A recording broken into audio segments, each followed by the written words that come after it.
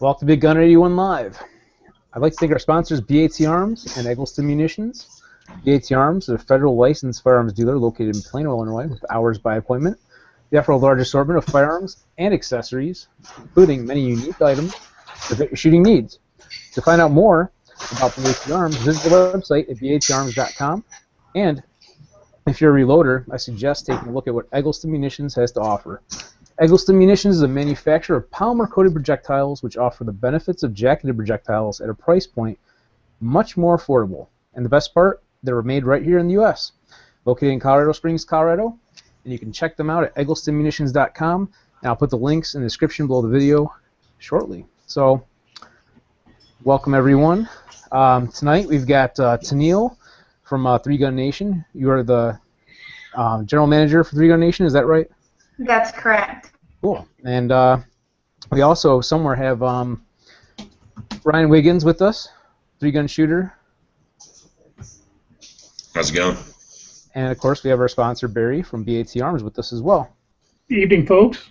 And we will have Patrick and Jake from, Patrick from One Shot Kill It Media and Jake from MGS Firearms with us shortly too. They're on their way. But anyhow, so yeah, I want to say thank you very much, Tennille, for coming on the show tonight. And we want to kind of talk about, like, tell us what you do exactly and who you are. Well, I've been in the industry for a long time. My family owns and, of course, started MGM Targets, so I kind of grew up in the competition world and started shooting, probably when I was about 15 or 16, USPSA. Did that for a couple of years, then kind of started to get into 3 Gun because, of course, we run the MGM Ironman.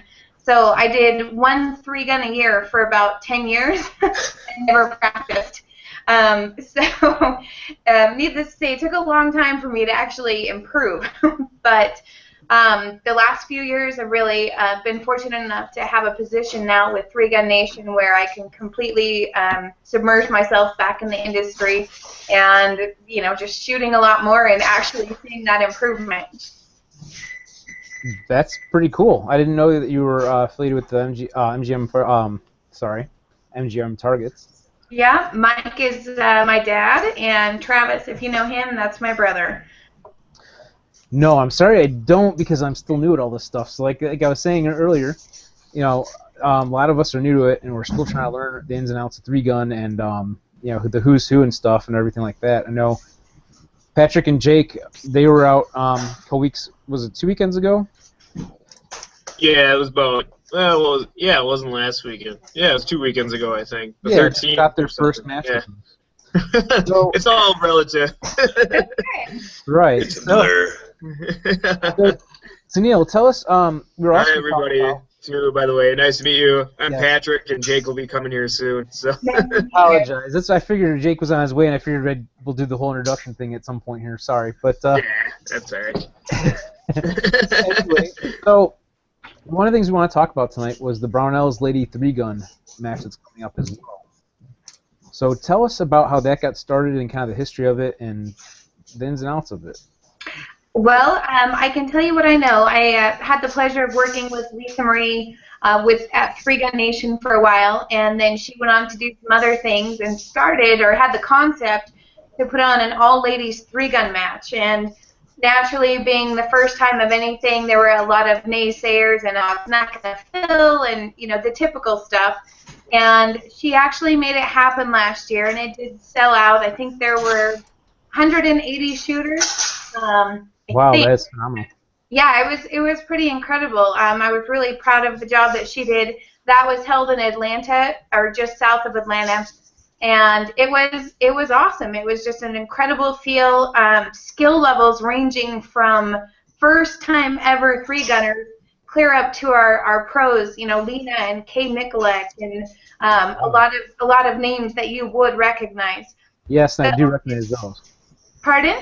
And I do recognize those for sure. Oh yeah, it's hard not to. They're kind of a what's the word? They're legends. I mean, Kay has really made a mark on the world. So this year, she started. Lisa Marie started 2 lady 3 guns. She did a West Coast and an East Coast. The West Coast was held in St. George, Utah earlier this year. I think it was April. And then the next one is the first week in October back on the East Coast in South Carolina. So, Right.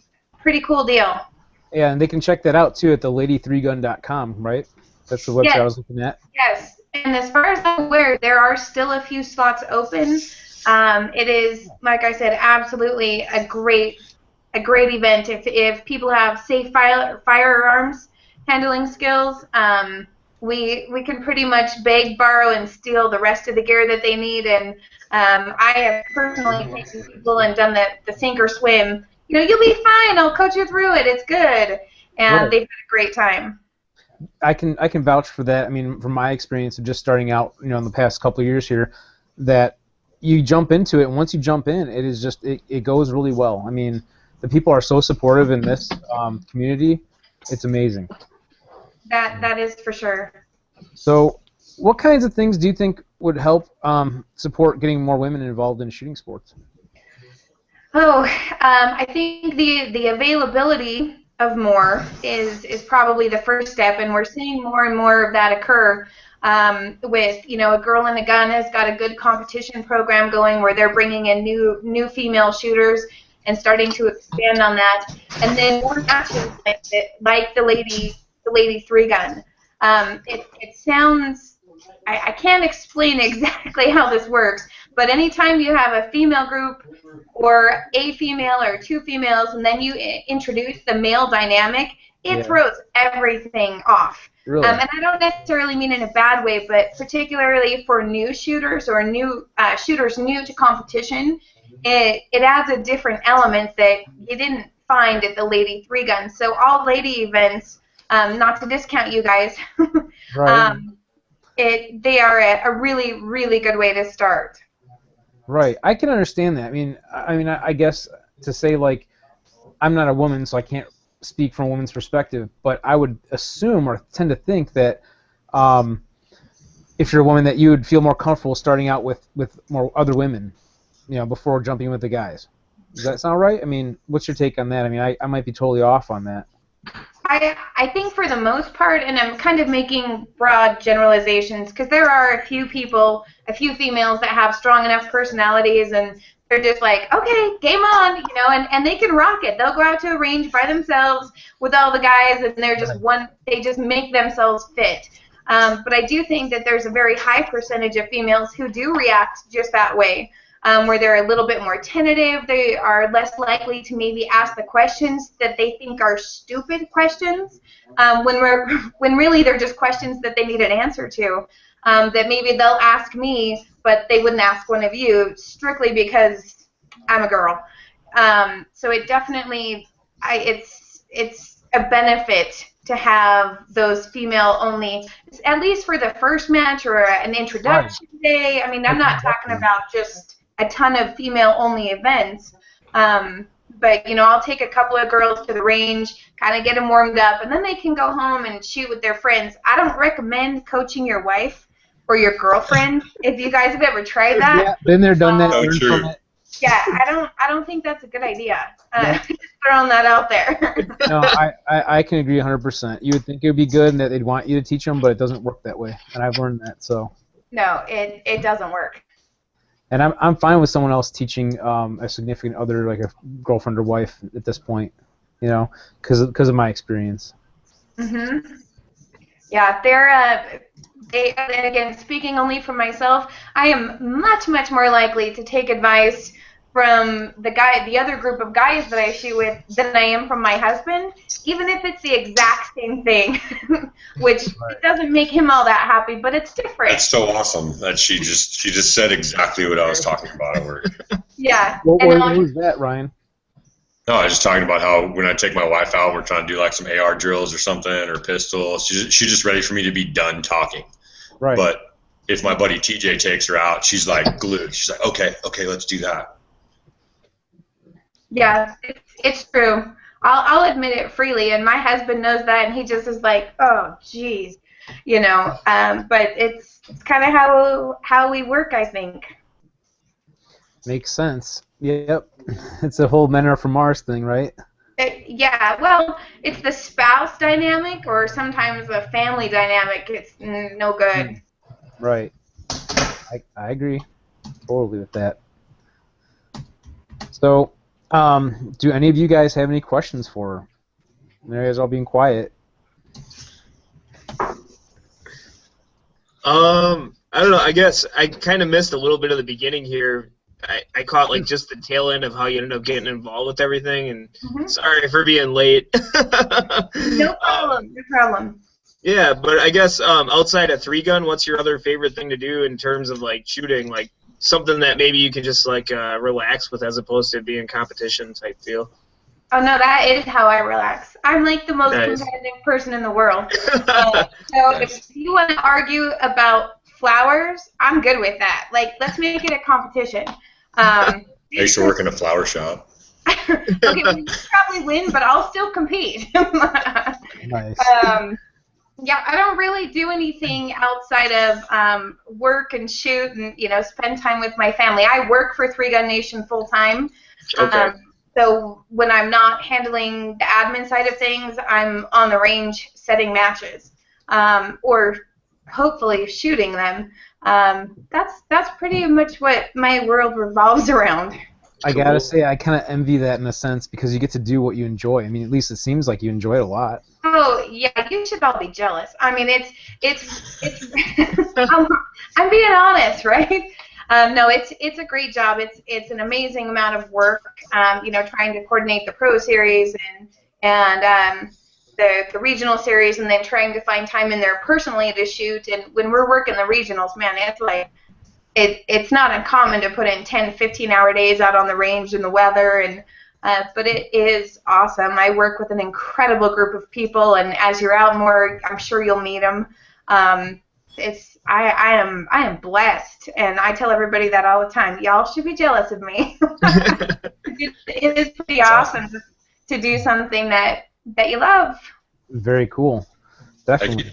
I can back her up on that too. I don't know if you guys have ever shot in a regional series, but the team that they have that set up the targets and RO and drive the diesel black dually around, like I forget that guy's name. Chris. Who's the skinny blonde guy? Chris. Yeah, that guy. He's moving, man. He is a hard charger. Yeah. And so is the rest of the team. That's what got me so hard into 3-Gun. Is the 3-Gun Nation regional series basically the first match I went to that was bigger than a local match, and I just saw your team and how everything was put on, and it was a production, and you guys worked really hard. So she wasn't exaggerating. Well, thank you. We have a really small crew. There's 5 or 6 of us that set the entire event, and then we bring in our ROs to they'll shoot and then run the match. But they are the hardest bunch of people that I've ever had the pleasure to work with. And fun. We have a lot of fun. That's awesome. Because if you're not having fun, what's the point, Yeah, exactly. And it does take a lot of volunteers to get this stuff done. Even in our club, we need more people to help us, definitely, to get things done and set up. And, many hands make light work, really is what it comes down to. And what can happen is if you don't get enough volunteers, people get burned out because they're doing other disciplines, like practical rifle or 2-gun or something like that, and then your stuff starts falling apart. We don't want that to happen. So volunteering is very, very important, definitely. Are you guys a 3-Gun Nation club series out there, Rick? Yeah, we are affiliated with 3-Gun Nation. I think it is considered a club series. I don't know all the ins and outs of it because I'm still learning. I'm the sponsorship coordinator for our 3-Gun series, but I'm still learning all the stuff as far as the management part of it, because this is only the first year for us, and we only have 4 matches so far. Well, let me know what I can help with. Hey, you know the people that can help you. When I have the questions now, I know who to go to. Thank you. To Lisa Marie Judy, definitely. I gotta say too, she is an awesome person. She wanted me to ask you about your shoe collection, by the way. Oh my gosh. So I have like 3 major vices. Well, shoes, coffee, and guns. And my shoes, it's ridiculous. Yeah.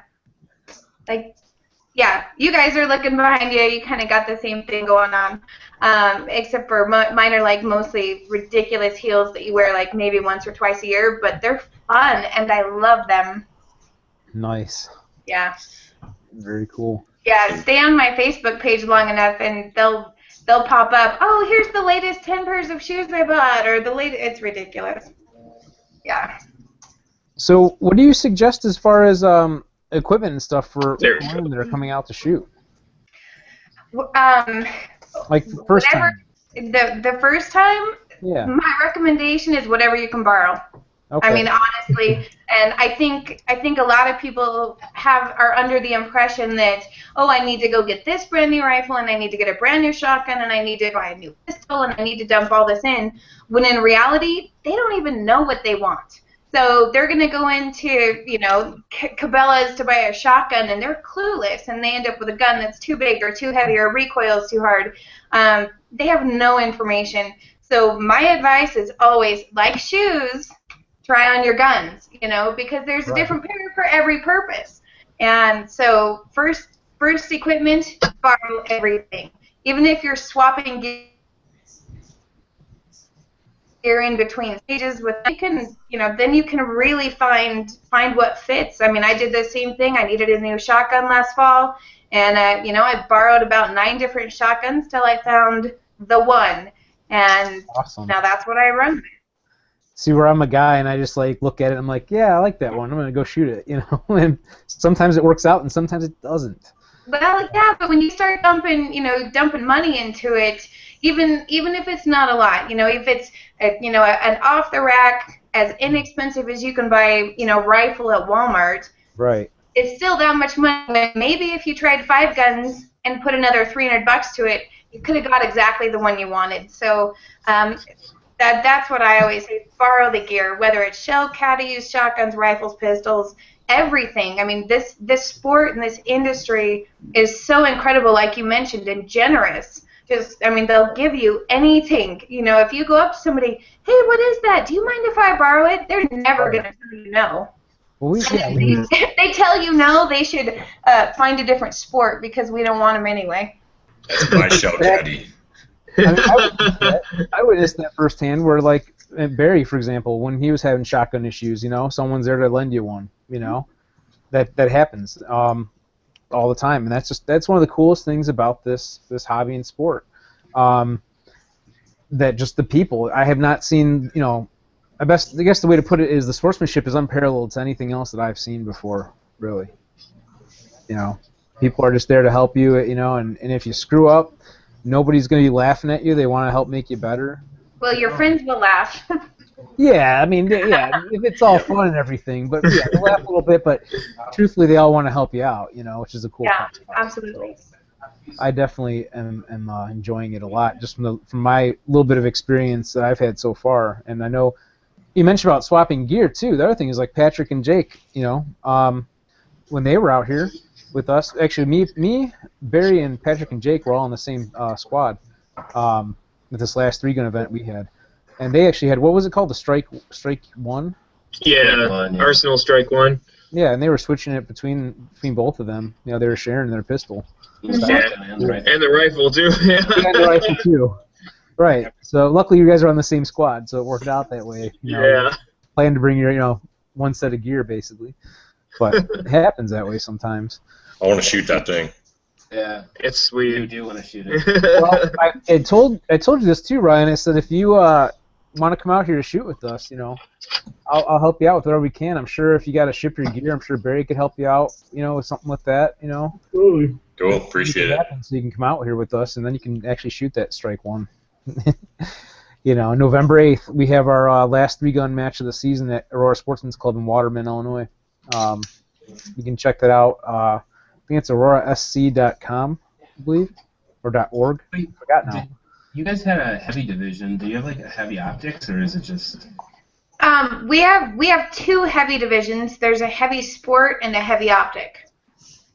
We don't typically end up running them at the big matches like the regionals, just because there's a lack of participation. I heard it's like the easiest way to win because you just compete against yourself. if the division's That's why I there, wanted to run heavy. usually not very many people. Yeah. And I got the sweet Run new the wheel on the scar. club match. It's like guaranteed victory. I bet I could outshoot myself. Nice. Right on. But like Rick, does the Aurora Sports Club or Sportsman's Club, does that have? Because I know someone shot heavy, but Do we have heavy optics? yeah. I don't believe we've had heavy optics at our club. I think the heavy classification is like she's saying the lack of participation. There's only a few people that might shoot it, so it's kind of hard to offer it every time. I think. Well, I do know some old man with an M1A that won the last one. So. Yeah, that was heavy metal, I think. You just had to shoot 45 or higher and something. Did you say an old man? Is that what you said? I'm guessing he's an old man because he shot an M1A. I mean, I like M1As, but usually you realize it's like me and old men. You do realize that I old don't talk man. about my M1As very much because I always end up talking to old men. No offense, Mary. You do realize that old man you're speaking of is our director for action shooting sports at our club, right? So I know you're kidding, but I'm just letting you know. DQ. Well, I've always been an expert at putting my foot in my mouth. I guess we're par for the course. That's all right. I'm sure you wouldn't care. It's funny, but. It was just shot in the dark. Was I right? I'm sorry? Or was it an old man? He's not that old. I mean, Barry, how old do you think Eric is? He's probably younger than me, so you're making me feel real old. Yeah. Barry, you're timeless. Now you're insulting our show sponsor. That's great. Well, I just gave him a compliment. Yeah. I said he's timeless. I hope my buddy Brian's watching right now. I always give him crap and tell him he's old, and he shoots an M1A and a 1911. Nice. So, how many of us are going to SHOT Show this coming year? Who, me? I'll be there. Okay, I'm planning on going. I just registered my hotel today, so Nice. set up that. So hopefully I'll be there. It'll be the first time that I'm going, so this is a whole new experience. Do any of you that have been there before have any suggestions on that? Wear comfortable shoes. That was what I was gonna say.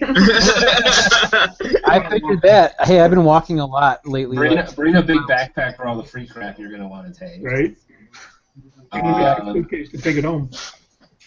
Never forget to ask. That's a good point, Barry just said. The suitcase to take the free stuff home. Yeah, never forget to ask if they're planning on selling any of the floor products on the last day, because you can sometimes get really good deals on stuff. And the last day is Friday, isn't it? If I remember correctly? Because like a lot of them, they don't even want to take it back; they'll just sell it on the floor. That's a very valid point. Out on that deal. Because when I was doing trade shows in the past, you're getting a media pass too, so you can go to the range days. So definitely go to that. I'm not sure what day it is though exactly. That's the other thing. Plus, I think it's like the day before SHOT Show actually opens. It's usually the Monday. Monday. I'll probably be getting there the Monday. Like actually arriving there on Monday. Yeah, well, you should head out to the range day because that's. Like, I guess it depends on what I gotta figure out my flight next too. So that's the next thing I gotta figure out. But so if you go to the range day, I want to carry your bags. Yeah. I mean this is all new to me, so we're gonna figure this all out hopefully this year and kind of see how it goes. But We could all pitch in on an RV and just roll out there. There you go. Yeah. I'm fine with that too. But, and hey, if you're lonely, all you gotta do is walk down the strip. There's always a friendly Filipino dude who give you some cards with a prostitute. I'm not that lonely, Jake. Sorry.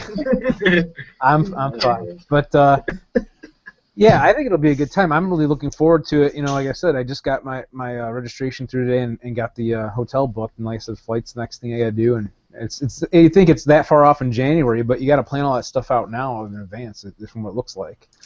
There is, if you guys are all interested, there's always a 3-gun match the day after SHOT Show that I believe Pete Rensing puts it on. I think Charlie Brown used to do it, and I think I'll see if I can't track down the match information. But it's usually just like a one-day match, and it's a good match. I mean, it's pretty cheap to shoot, but Pete puts on some great stages. So that would actually add to the effect of I'd have to travel with my guns too, right? Yeah, but you know, it's just like 2 flights. It'll be easy. I do it all the time. It's no big deal. No. Now, here's a good question. Speaking of that, because Barry's in our area as well. When it comes to flying out of Chicago, the Chicagoland area, do you have any issue flying with your AR or anything like that? Yeah. I've taken my ARs. I've taken my pistols. And this is even before you became FFL? No, you can do it. Just all you do is claim it when you go to check your baggage. Just tell them you have firearms and. Right, that's what I thought. So I don't know. Maybe that's a possibility of traveling that way because people freak out about it. It's no big deal. Just use Pelican cases for sure. I've got a nice Pelican case actually. The only thing I got to probably redo on it is the foam. Well, use the layout. It won't be nice after your flight. Oh, yeah, and leave your homemade clocks at home. Your homemade clocks, yeah. You saw my clock picture, right? The one with the circuit boards and the grenade. Yeah. It was just like something I threw together as a joke really fast, but it was kind of stupid. But just trying to get attention, I guess. Nonetheless. Of course, if you actually have that someplace, you might get the wrong kind of attention. Where are you guys all staying for shot? I'm staying at, I don't know if I'm saying this correctly, Link, L-I-N-Q. Nice choice. Yeah, it seems like a lot of the guys from our area are staying there, so I decided on that because the other one that I was looking at was like double the price. Is Hooters Hotel and Casino still there? I have no idea. That place was like the best deal in Vegas. Which casino? Right? Hooters Hotel and Casino. Oh yeah, it's still there. It's still there. That place is the shit.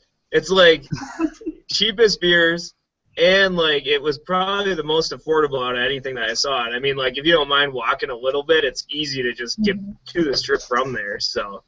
Hey, I noticed you got your Adaball shirt on too, by the way. Oh yeah. There we go. You can get one of those. Yeah, I got another couple questions too for you, Tennille. That I don't think I asked you yet. I know one of them kind of, but what guns do you actually shoot, and why do you like them? Like, why did you pick them to shoot? Oh, I shoot a Browning A5 for the shotgun, and that one it was the auto load feature. Like it's the best. I like the way it feels. I was shooting an FN SLP before I did my shotgun shopping excursion, and when I shot the A5, I'm like, oh yeah, that's the way I'm rolling. And then I ended up actually getting sponsored by Browning, so it was like, that's a deal. So that's. I mean, do you shoot that, Ryan? Are you shooting an A5? I just lagged out. What did you say? Oh, I just asked, are you shooting an A5? No, I'm shooting a Benelli, but I'm a gunsmith, so I just appreciate it when people shoot Browning A5s.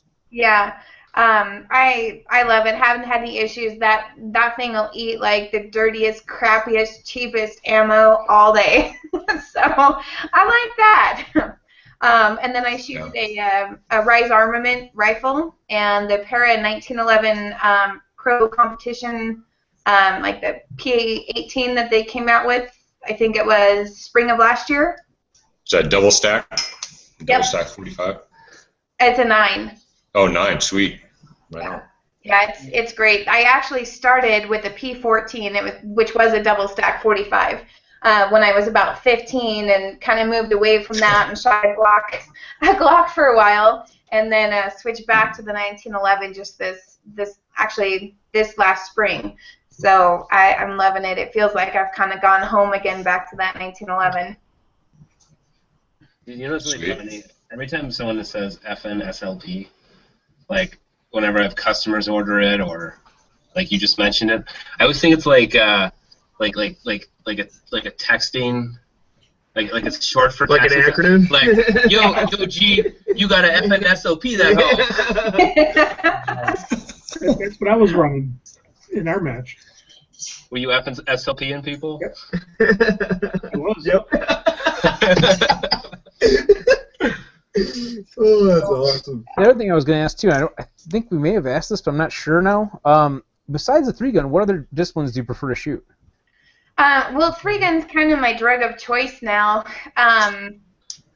Oh, you're laughing, but you're shooting any competition. Eventually, you'll get to that point.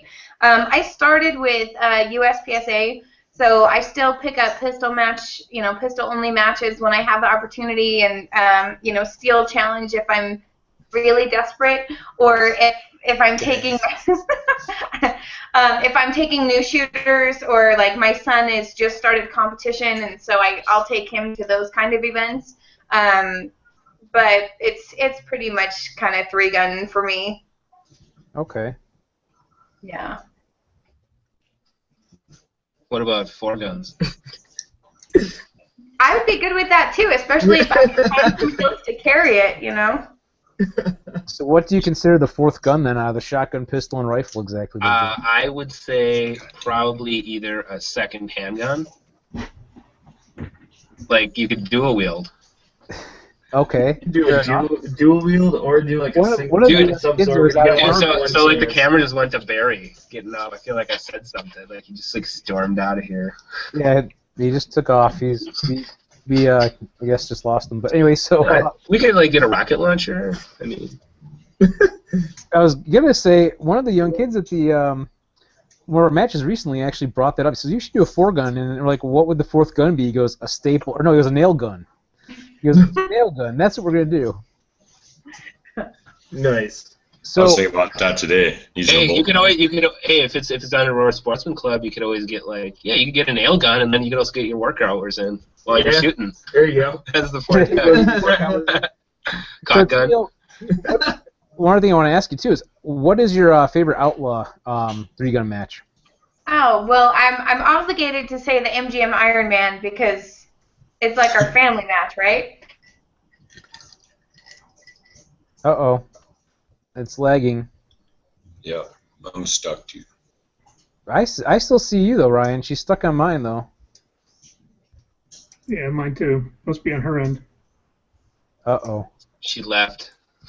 Yep. I knew I shouldn't have come. No, I don't think that was the case. Fun with technology. We're having fun as we crash and burn. It's really weird how her face froze. Yeah, I don't know what the deal is with that. That just is really weird. I'm getting some pretty good lag the whole time. Yeah, there was some lag here and there. Maybe she'll come back alive, or maybe she'll have to restart it. I don't know. Might have to rejoin or something. Close the browser.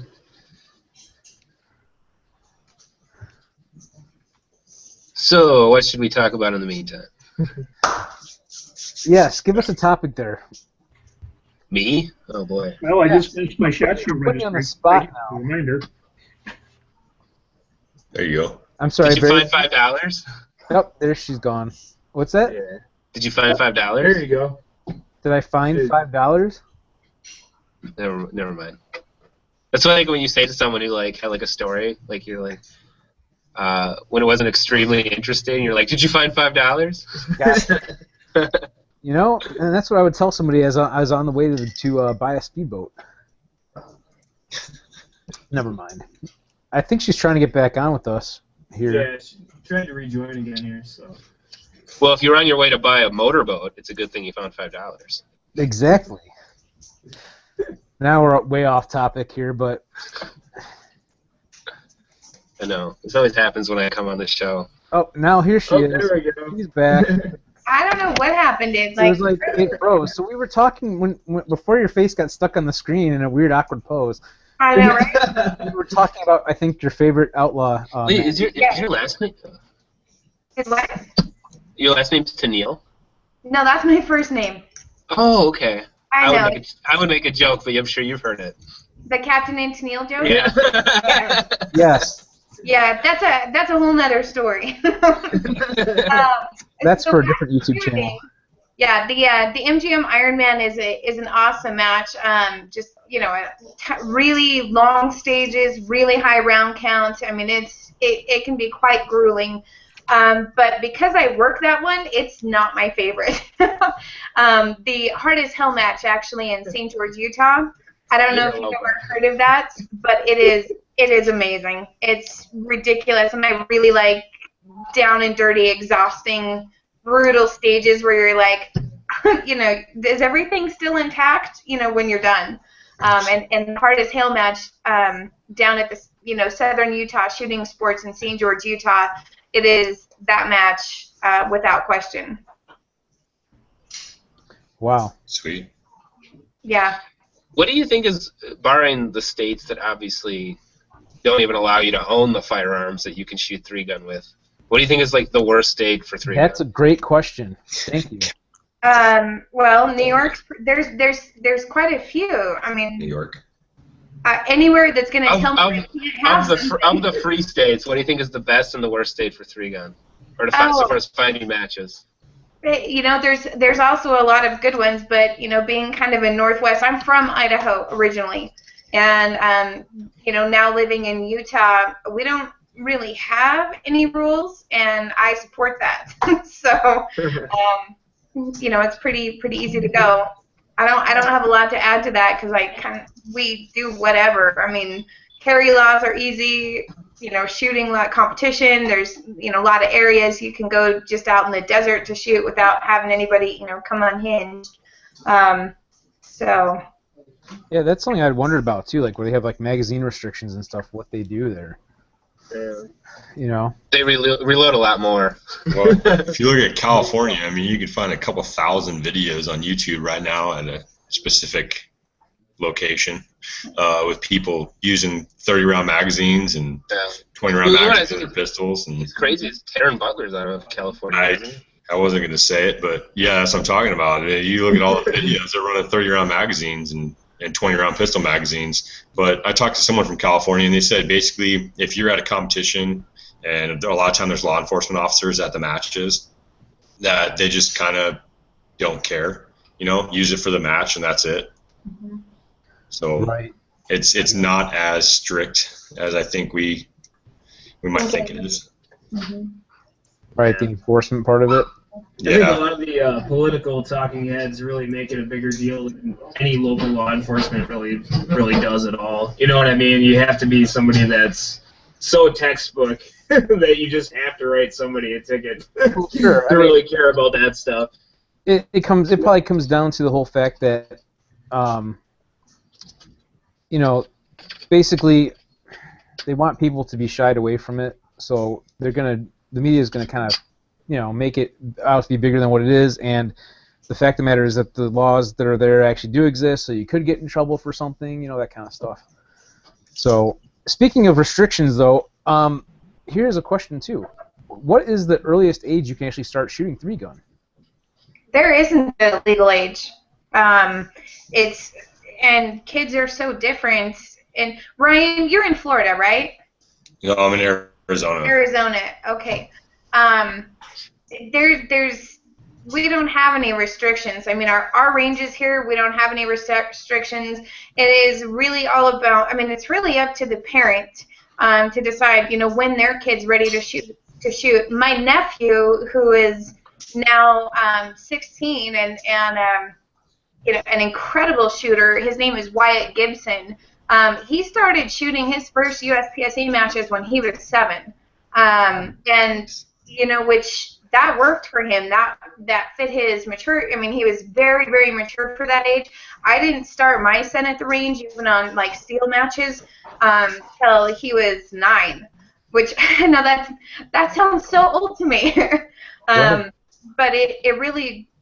They're just like people, Well, I guess technically they are people. Just a little shorter.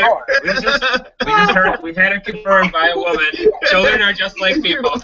I've heard they're like people, but it's kind of like pets. People do put them on leashes. That's a whole other topic. And forget them in their hot cars. Oh, God, that is horrible. Yeah, that's pretty common out here in Arizona. We actually, our range that we shoot on is owned by the state, and we actually have a rule that you have to be 12 years old to shoot. Really? Okay. Well, that's good. So, but Three Gun Nation itself does not have any real set rule for it. It's No. Parent and the venue's discretion, like the ranger's discretion, kind of. Yeah. You know.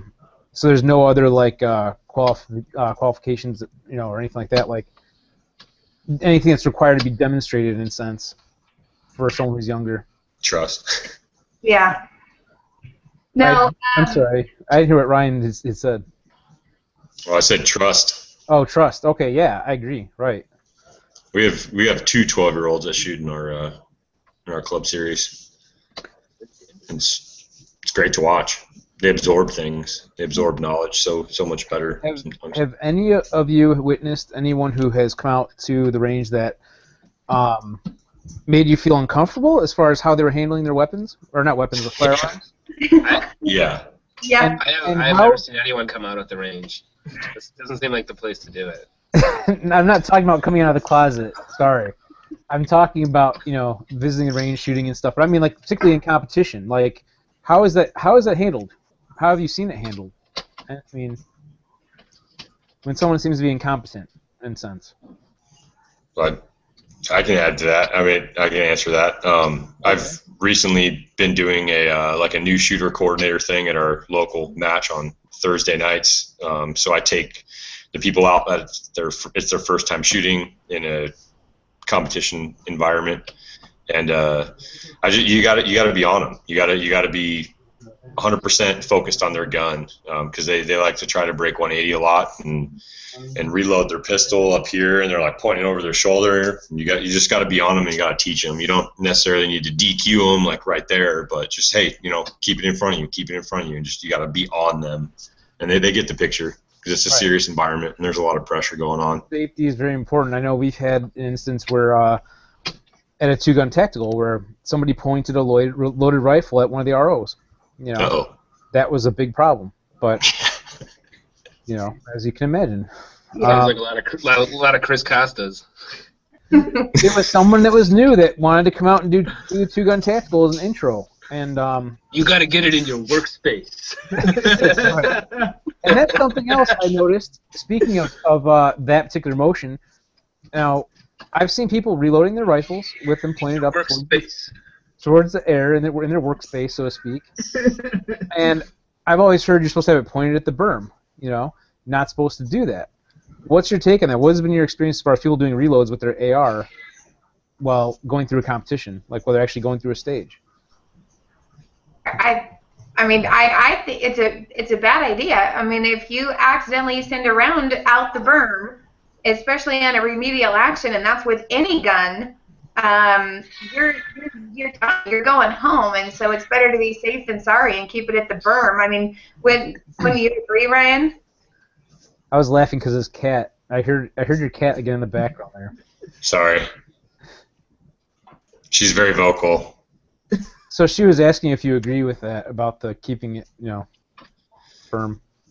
Oh, yeah. I mean, I don't know. Some people reload goofy. You don't need to have all that movement in 3-gun because we're not in a combat situation where we're slinging our magazines to the buddy 10 yards next to us. You know, when I reload my rifle, I'm barely moving, and the mag wall's right there. Right. You're not.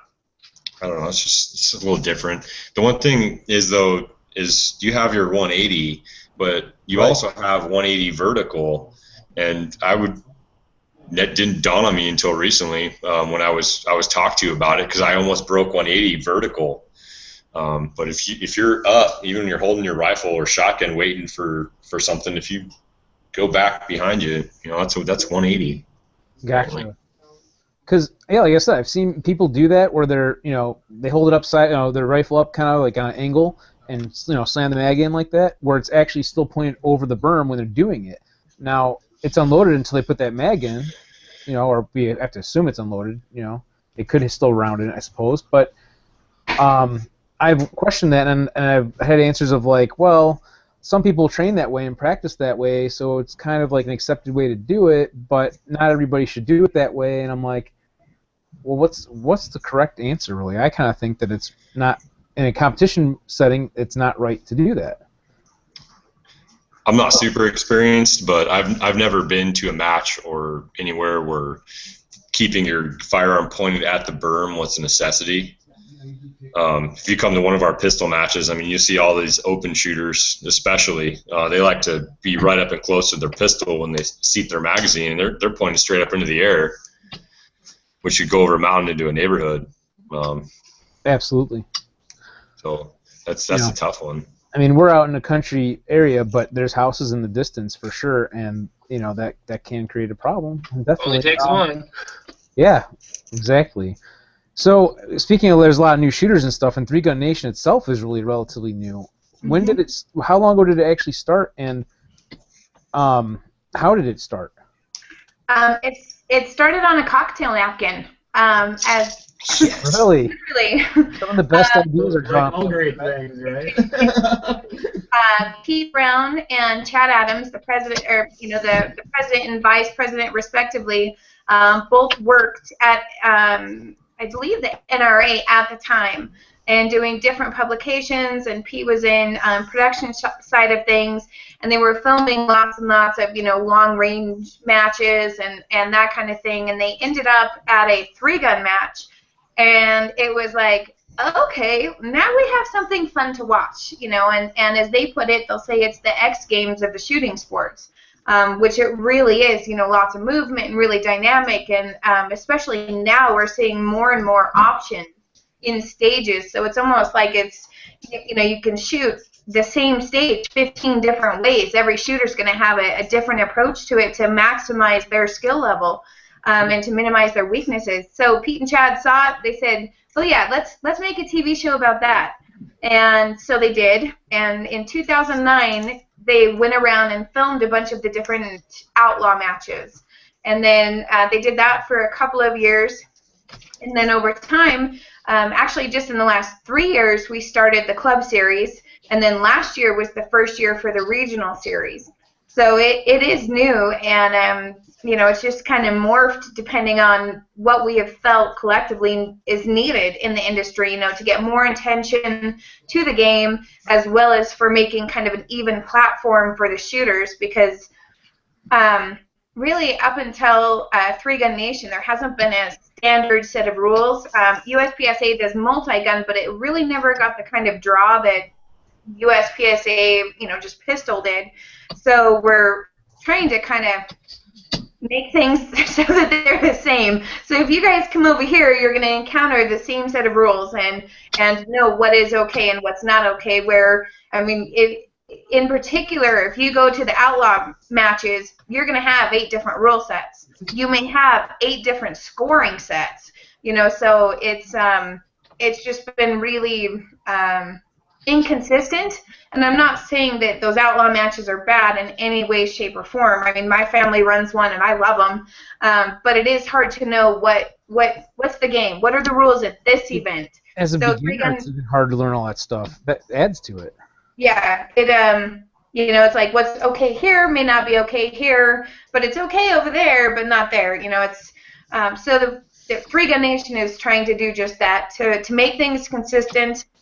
And to build, to build interest in the shooting sports. That's kind of how it progressed, but it did really start on a cocktail napkin.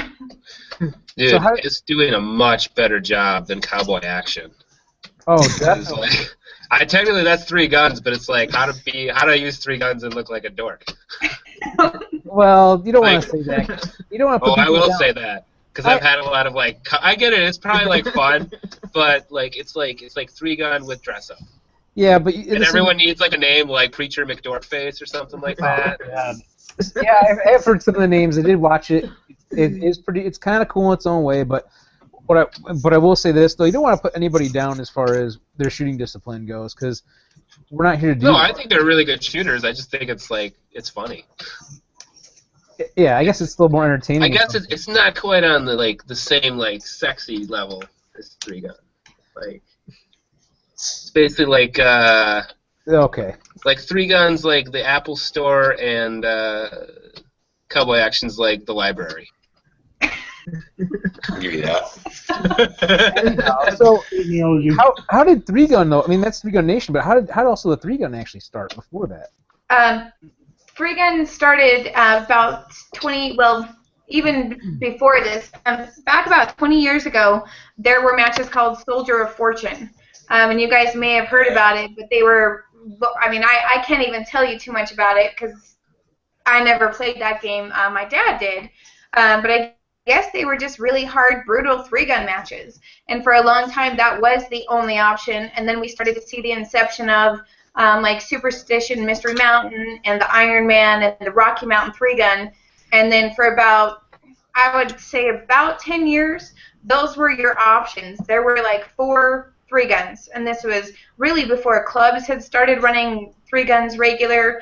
And then just in the last 2 to 3 years, I mean, you get online and do a little bit of research. You can find a three gun every single weekend, and during the main season, there's major matches like every single weekend. So it's a matter of picking and choosing now which events you want to go to. When previously, you know, there was like one option. So that's just kind of where it's progressed in the last 20 years, and really just in the last 2 years. Yeah, and it really seems like Three Gun Nation kind of helped explode that whole thing. I mean, really, it almost makes you think that Three Gun started with Three Gun Nation, in a sense. I like that. Let's roll with that. Right. No, I agree with that. There was Three Gun. I just tell you what, when I go to watch, I think it's the, I don't know if it's the Outdoors channel or Sportsman channel, whatever it is that's on. Is that right? Sportsman channel. Yeah. I can't remember exactly. I'm like, man, they get all the hunting stuff on there, and that's great and wonderful for people who like to hunt. But I'm like, we need more Three Gun Nation type stuff. It's just like there's not enough of it. We want more. So I think it's a really good thing. I enjoy watching it. Definitely. So coming from like the director level at Three Gun Nation, what can you say not only from your own sponsors but from other sponsors that you talk to and other three gunners and stuff like that? What do sponsors look for when they're trying to pick people out to get their products out there? As far as clubs or people, like shooters? I'm just talking from everybody. I mean, you, Tennille, coming from the level that you're at in this, you know, this structure, you've probably seen a little bit of everything. And like you said, you're sponsored by Browning yourself. So what sort of things have you seen maybe somebody grow from not having any sort of sponsorship whatsoever to somebody that maybe has a couple or is fully sponsored at this point? This might sound harsh, but what I see as a shooter and also just from being in the industry is I see a lot of sponsors wasting their money on shooters that are never going to do anything for you. And I hate to be that blunt, but man, I'm going, this sponsor, so let's say you have a $10,000 sponsor budget and you give it all to a club shooter because they want to wear your jersey. What are they doing for you? Okay, what I tell every sponsor that I work with is that you need to expect a return on that. Yep, they are your ground level salesperson, and if they're not doing their job, you fire them. You can do that. And, you know, just the average Joe Blow that comes up, hey, I need 15 sponsors. Yeah, that's not how it works. You work your butt off. You represent the company as well. You know the product. You behave in a professional manner. And you sell the crap out of whatever product you're repping.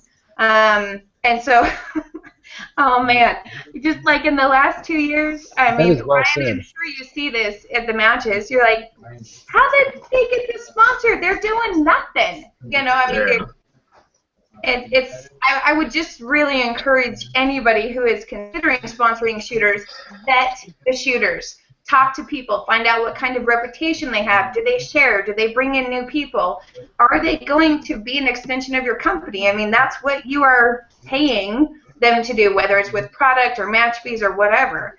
But we don't see enough of that. And not to be negative, but with the major surge of women in the industry and junior shooters, we're seeing a lot of both of that, where it's like, that's not how it works. You know, you don't just take free stuff and then not do anything for it. This is payment for a job, and I don't think that a lot of sponsors or the shooters have put those two pieces together yet. Tennille, you crushed my dreams of becoming a sponsored shooter.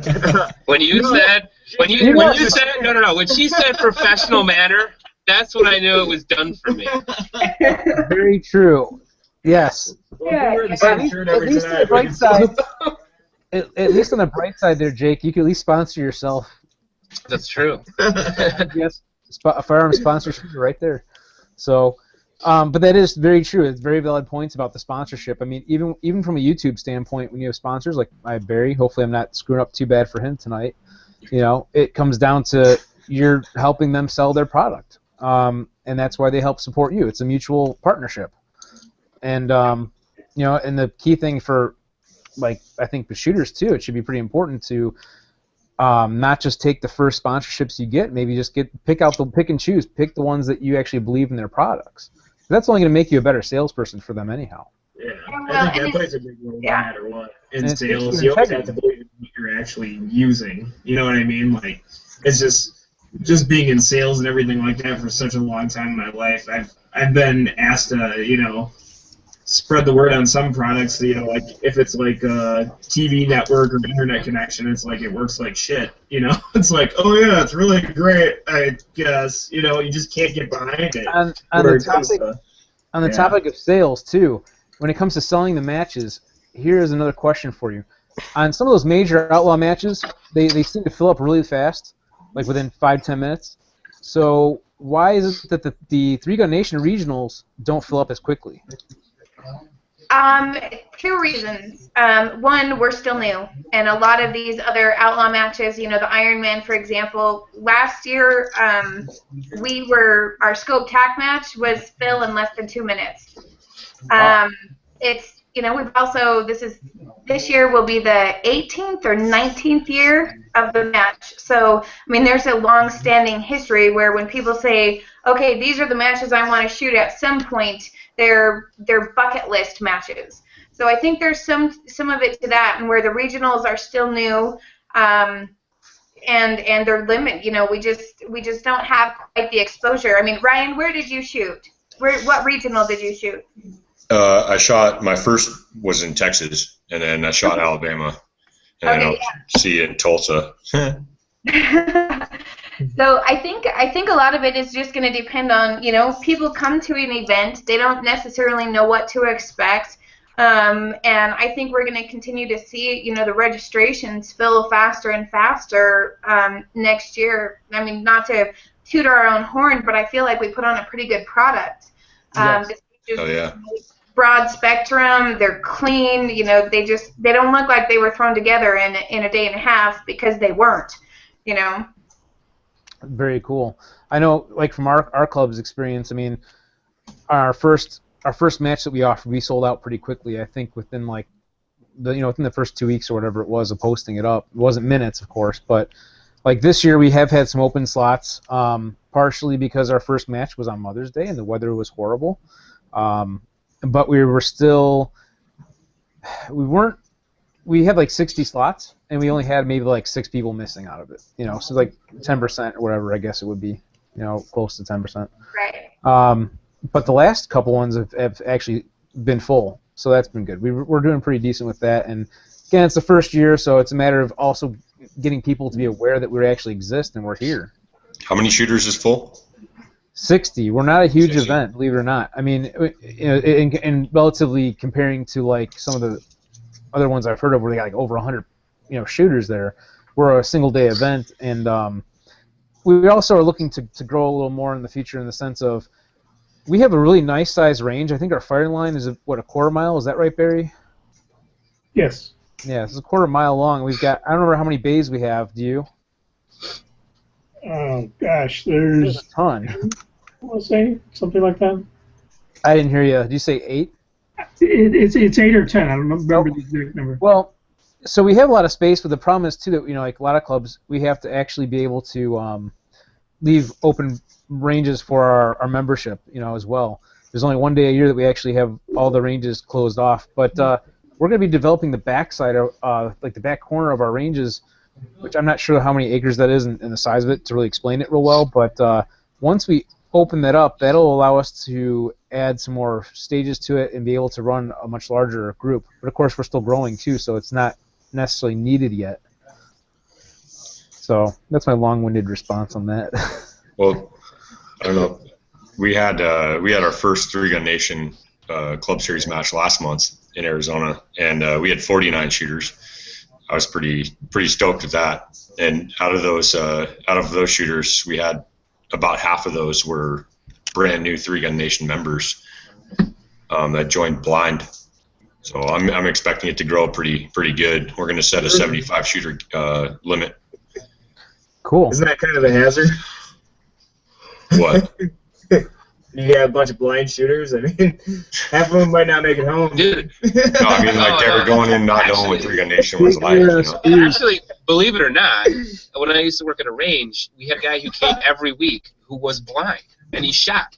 And what's crazy is he was one of the better shooters. Honestly. All right. Well, on that note, Crazy. so Tennille, I'd like to give you the opportunity too to mention off your sponsors as well, since we'll wrap it up if you guys don't mind. You know. I've got one more question for you. This is just something I want to throw out there quick, and this is kind of an important topic here.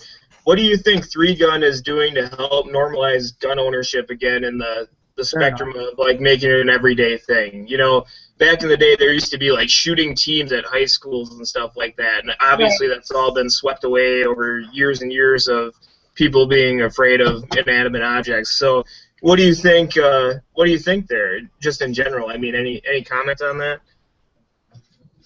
I think it's doing quite a bit of good. I mean, especially because 3-gunners are gear junkies, right? Mm-hmm. Like you see something and you're like, oh, I need to have that, and we're seeing more and more. You guys do this too. I know you do. Yep.